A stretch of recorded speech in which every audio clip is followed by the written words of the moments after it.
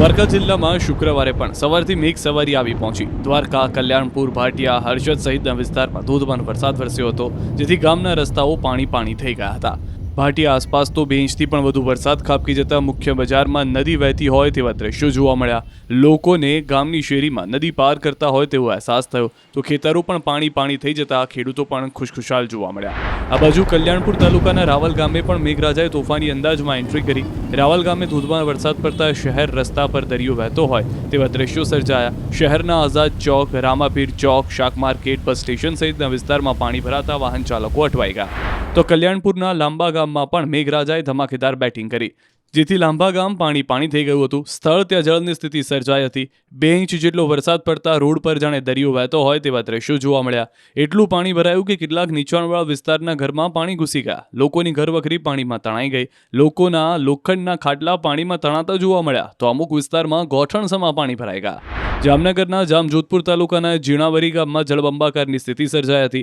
ભારે વરસાદને કારણે ગામનો મુખ્ય માર્ગ અને અન્ય ગામો તેમજ શહેર સાથે જોડતા માર્ગ પાણીમાં ગરકાવ થઈ ગયા।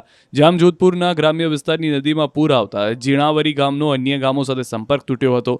વરસાદી પાણીના પ્રવાહને કારણે રસ્તા પર પુલની જે રેલિંગ હતી તે પણ તૂટીને પડી ગઈ। ભારે વરસાદ બાદ નદી ગાંડી તૂર બનતા જામનગરના મંદિરે જળ સમાધિ લીધી।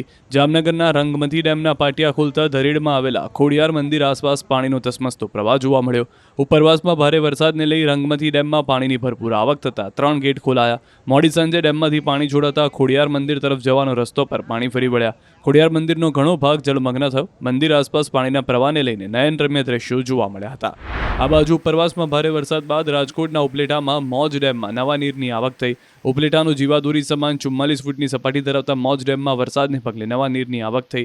છેલ્લે ડેમમાં 29.5 ફૂટની સપાટી હતી, ત્યારે 3 ફૂટ નીરની આવક થતાં સપાટી 32.5 ફૂટે પહોંચી।